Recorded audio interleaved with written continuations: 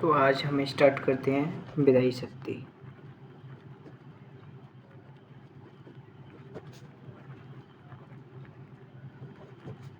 विधायी शक्तियाँ क्या हैं? जो राष्ट्रपति है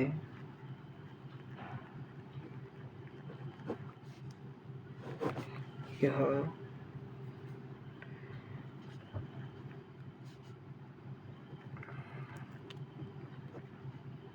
संसद का क्या एक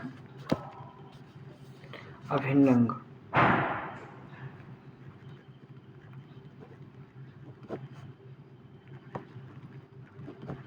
राष्ट्रपति संसद का एक अभिन्न अंग है और वह संसद की बैठक बुला सकता है अथवा स्थगित कर सकता है जो कि इसका संसद का वह संसद की बैठक बुला सकता है अथवा कुछ समय के लिए स्थगित कर सकता है या स्थगित कर देगा। और लोकसभा को विघटित कर सकता है, लोकसभा को भंग भी कर सकता है। कौन? राष्ट्रपति। लोकसभा को भंग कर सकता है, विघटित कर सकता है। कौन? राष्ट्रपति। और लोकसभा वह संसद की संयुक्त अधिवेशन का आह्वान कर सकता है। संयुक्त अधिवेशन का राष्ट्रपति आह्वान भी कर सकता है, जिसकी कौन अध्यक्षता करता है? लोकसभा अध्यक्ष।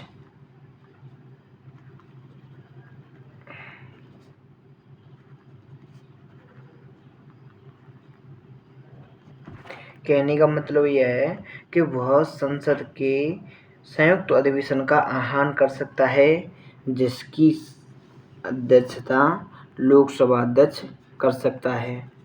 संसद की बैठक को बुला सकता है, कुछ समय के लिए स्थगित कर सकता है, लोकसभा को विघटित कर सकता है। और लोकसभा इसका जो अध्यक्ष होता है संयुक्त अधिवेशन का आह्वान कर सकता है। संयुक्त अधिवेशन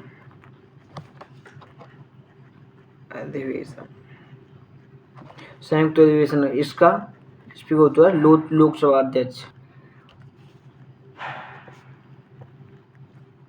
और वह प्रत्येक नए चुनाव के बाद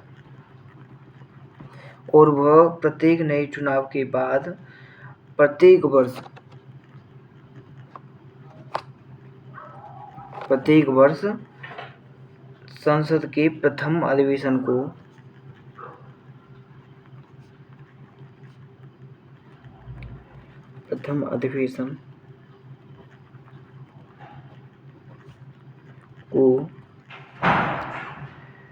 संबोधित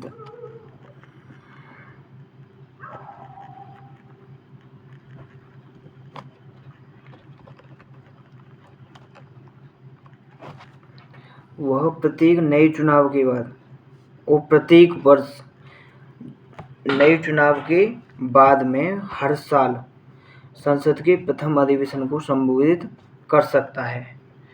और वह संसद में लंबित किसी विधेयक या अन्यथा किसी संबंध में संसद को संदेश भेज सकता है। किसी भी संसद के मामले में वह लंबित किसी विधेयक, संसद में कोई विधेयक पास हुआ या विधेयक के बारे में वह क्या भेज सकता है? संदेश भेज सकता है। भेजने का अधिकार है।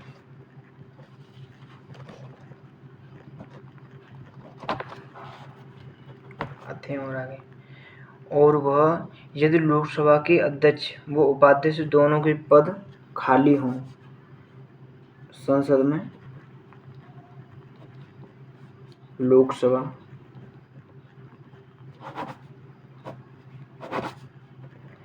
राज्यसभा इन दोनों के पद किसके खाली हों? रिक्त पद हों, दोनों के पद रिक्त हों। इसका अध्यक्ष, लोकसभा की अध्यक्ष का पद खाली हो और राज्यसभा के उपाध्यक्ष का पद खाली हो तो लोकसभा के किसी भी सदस्य को वह लोकसभा की अध्यक्षता सौंप सकता है।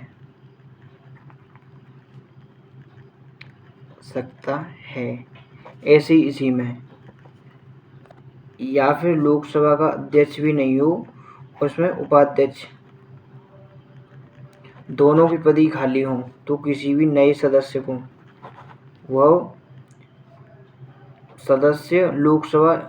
सदस्य किसी भी सदस्य को लोकसभा का अध्यक्ष सौंप सकता है। तो ऐसी मतलब राज्यसभा में ये होता है। ऐसे ही राज्यसभा में सभापति और उपसभापति दोनों के पद खाली हों, रिक्त हों तो इसकी राज्यसभा सदन की सदस्यता के लिए नहीं, किसी भी सदस्य को राज्यसभा की अध्यक्षता सौंप सकता है। बात समझ में आई? कहने का मतलब ये है कि अगर लोकसभा में अध्यक्ष और उपाध्यक्ष दोनों का पद अगर खाली है तो फिर सदन का अध्यक्ष कौन बनेगा? तो फिर किसी भी सदन मतलब लोकसभा को चलाने के लिए किसी भी सदस्य को अध्यक्ष का सदस्य मतलब सौंप सकता है। यदि लोकसभा के अध्यक्ष व उपाध्यक्ष दोनों के पद खाली हैं तो लोकसभा के किसी भी सदस्य को सदन की अध्यक्षता सौंप सकता है। ऐसे ही अगर किसी राज्यसभा की किसी मतलब सभापति और उपसभापति दोनों के पद अगर रिक्त खाली हों तो फिर उपसभापति दोनों के पद खाली हों तो राज्यसभा के किसी भी सदन के सदस्य को अध्यक्षता सौंप सकता है। आगे आते हैं, यहाँ आते हैं। एक है लोकसभा, एक होती है राज्यसभा। इसमें दो, जिसे एंग्लो इंडियन बोलते हैं, एंग्लो भारतीय, को मनोनीत कर सकता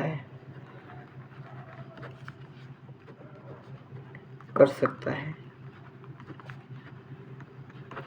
ऐसी राज्यसभा में 12 को मनोनीत करता है। अब ये किस में होंगे? कला में, विज्ञान में और अन्य साहित्य व समाज सेवा आदि से 12 लोग मनोनीत करता है। वह 12 मनोनीत करता है राज्यसभा के लिए, 2 मनोनीत करता है लोकसभा के लिए। आते हैं अगले पॉइंट पर। वह चुनाव आयोग से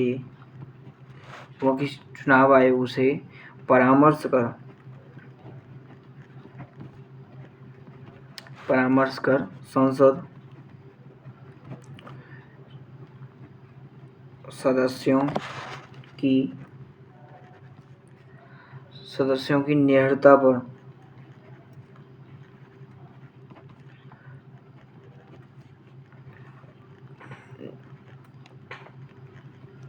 प्रश्न पर निर्णय करता है। वह चुनाव आयोग से परामर्श कर संसद सदस्यों की निडरता पर प्रश्न करता है। आते हैं अगले पॉइंट पे।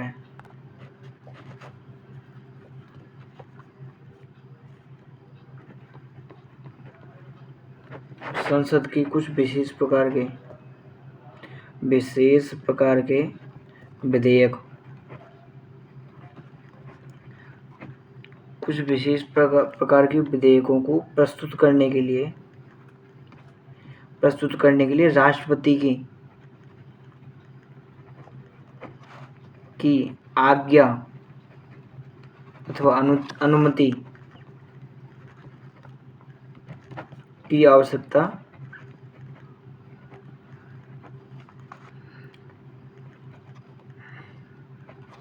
पड़ती है। जैसे इसमें क्या आएगा, जैसे इस संचयन निधि से कोई सीमा परिवर्तन या नए राज्य निर्माण संबंधी या फिर कोई खर्चा, जैसे भारत के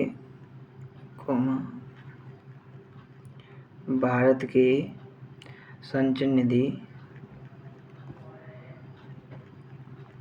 निधि से खर्च कर रहा है कोई, खर्च से ज़्यादा खर्च संबंधी विधेयक, या फिर कोई किसी नए राज्य का सीमा परिवर्तन या नए राज्यों का निर्माण, नए राज्यों की सीमा व निर्माण, इन सभी के लिए राष्ट्रपति के लिए कोई नया प्रस्ताव विधेयक पास होता है तो राष्ट्रपति की विदाउट परमिशन के पास नहीं होगा, या कोई संचित निधि से कोई खर्च हो रहा है, खर्च संबंधी विधेयक है, तो उसको पास करने के लिए पहले राष्ट्रपति की अनुमति या आज्ञा लेनी पड़ती है। या कोई नए राज्य की या तो चेंजिंग होनी है या नाम वगैरह कुछ भी परिवर्तन होगा तो राष्ट्रपति की अनुमति के अनुसार ही होता है। अब आते हैं नए पॉइंट।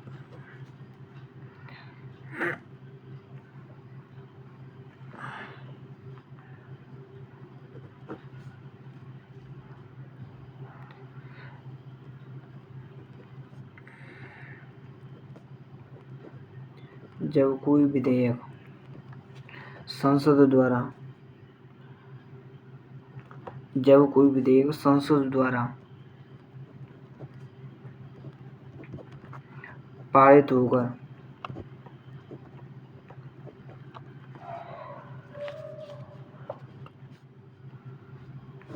राष्ट्रपति के पास जाता है, जब कोई विधेयक संसद द्वारा राष्ट्रपति के पास जाता है तो फिर वह विधेयक अपनी स्वीकृति दे सकता है,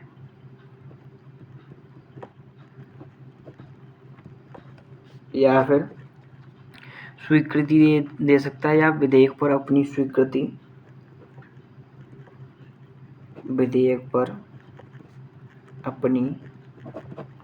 स्वीकृति सुरक्षित रखेगा,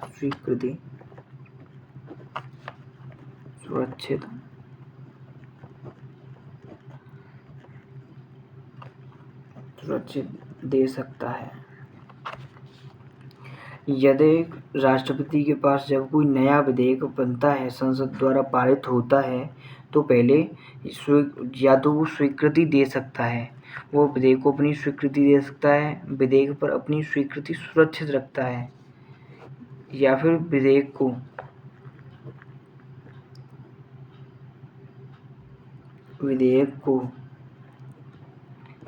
जब वह धन विधेयक नहीं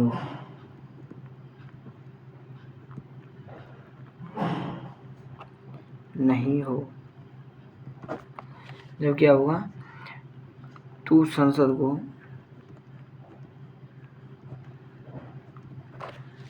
वापस पुनर्विचार के लिए भेज देगा।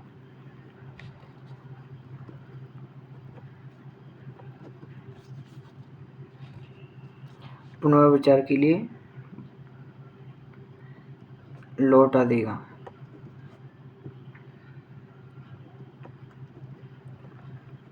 ठीक है, कोई संसद है नया बन रहा है, या तो स्वीकृति देगा या फिर स्वीकृति सुरक्षित रख लेगा।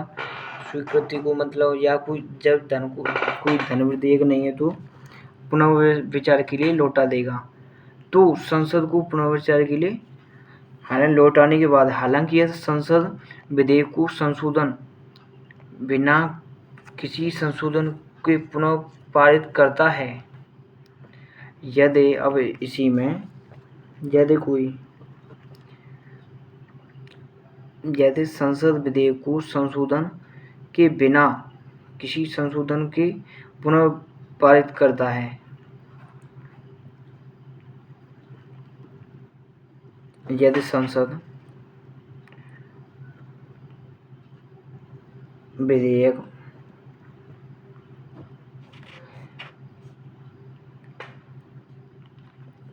को संशोधन के बिना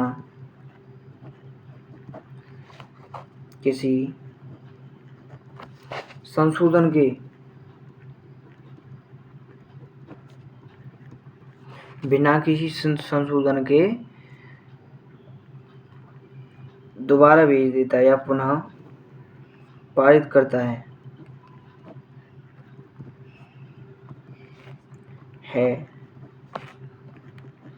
तो राष्ट्रपति, तो बात माननी पड़ेगी, राष्ट्रपति को अपनी स्वीकृति देनी ही होती है। क्या मतलब हुआ इसका? अगर कोई नया धन विधेयक है या कैसा भी विधेयक है तो स्वीकृति दे सकता है, विधेयक पर अपनी स्वीकृति सुरक्षित रख सकता है। अगर विधेयक को धनराशि मतलब कोई धन विधेयक नहीं हो तो संसद को पुनः विचार के लिए लौटा सकता है। लौटाने के बाद यदि वो दोबारा वापस भेज दे तो फिर अपनी स्वीकृति देनी ही पड़ेगी राष्ट्रपति को। मेन है ये सिस्टम है इसमें। और अगर ऐसे ही जब राज्यपाल राज्य के साथ मतलब राज्य विधायिका करता है,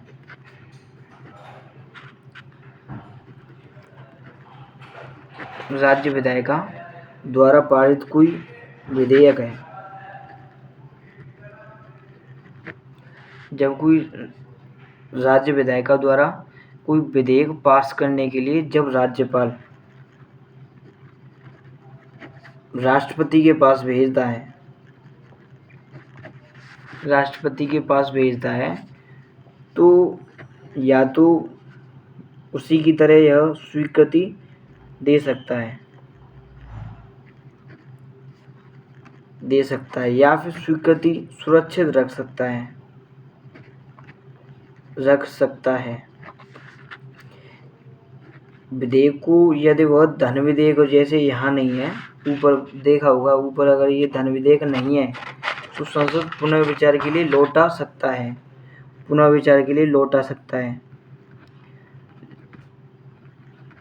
सकता है। फिर अगर इसमें ये है कि स्वीकृति देनी ही पड़ेगी, लेकिन इसमें यहाँ मेन बात यहाँ है कि यहाँ बस अंत में राष्ट्रपति सहमति देने के लिए बाध्य नहीं होता। राष्ट्रपति स्वीकृति देने के लिए बाध्य नहीं होता है। आ गया? राज्य विधायिका में बस हल्का सा अंतर है लास्ट में। यहाँ तो मतलब जब वापस करता है तो उसको तो देनी ही पड़ेगी, लेकिन यहाँ कोई बात नहीं है कि दे ही दे। वह संसद का अगर किसी संसद के 17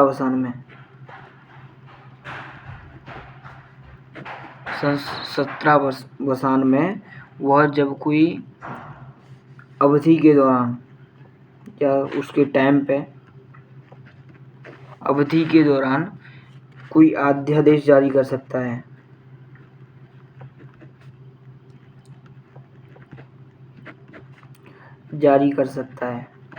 किसी भी टाइम अध्यादेश वापस भी ले सकता है किसी भी टाइम। और इसमें मतलब संसद की पुनः बैठक के 6 हफ्तों हफ्तों के भीतर संसद को द्वारा अनुमोदित करना आवश्यक है।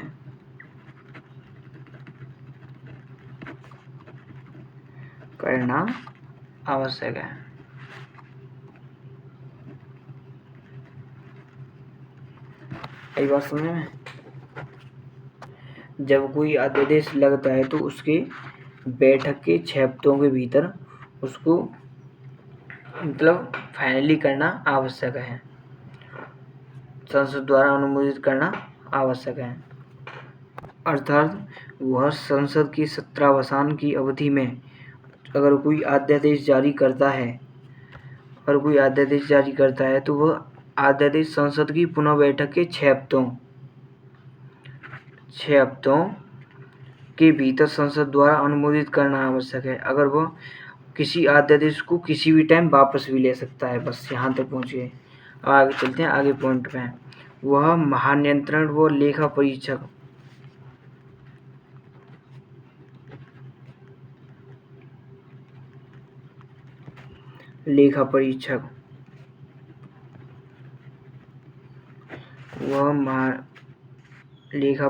संघ लोक सेवा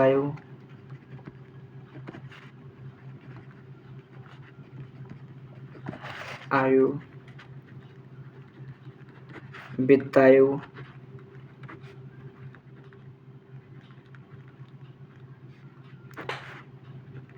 वह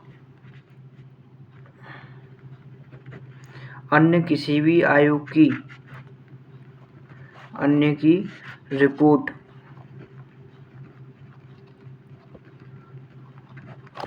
संसद को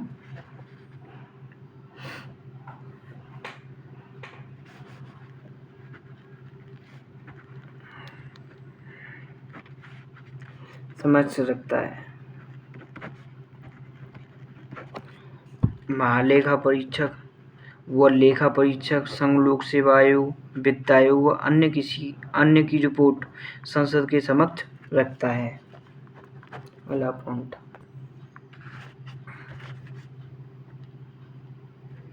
वह अंडमान व निकोबार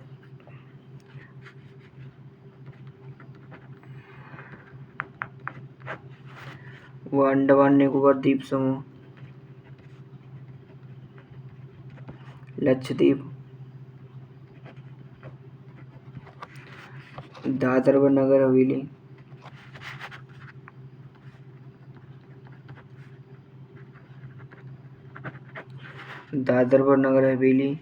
तथा दमन व दीव में शांति बना सकता है या फिर शांति, विकास व सुशासन के लिए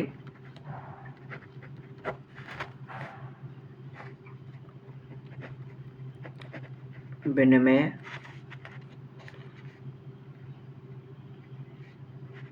बना सकता है, विनियम बना सकता है। वह कोई ऐसा नियम भी बना सकता है कि अंडमान निकोबार, लक्षद्वीप और दादरा और नगर हवेली और दमन व दीव ऐसा कोई नया नियम या कोई नया शासन भी बना सकता है। और ये मतलब पुडुचेरी के लिए भी बना सकता है,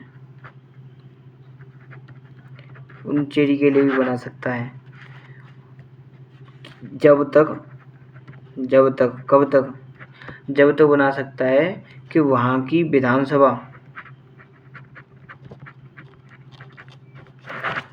विधानसभा निलंबित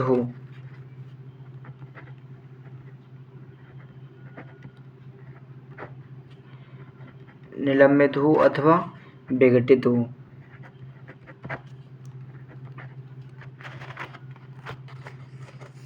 वहाँ की विधानसभा विलंबित हो अथवा विघटित हो जब भी वह राष्ट्रपति ऐसे नियम बना सकता है। अर्थात कोई नया नियम इन सभी राज्यों में अंडमान निकोबार द्वीप समूह, दादरा नगर हवेली शांति विकास या कोई ऐसा शासन भी चला सकता है। कब चला सकता है? जब उसकी विधानसभा निलंबित हो गई हो या विधानसभा विघटित हो गई हो, केवल उसी टाइम ये इन पे शासन चला सकता है।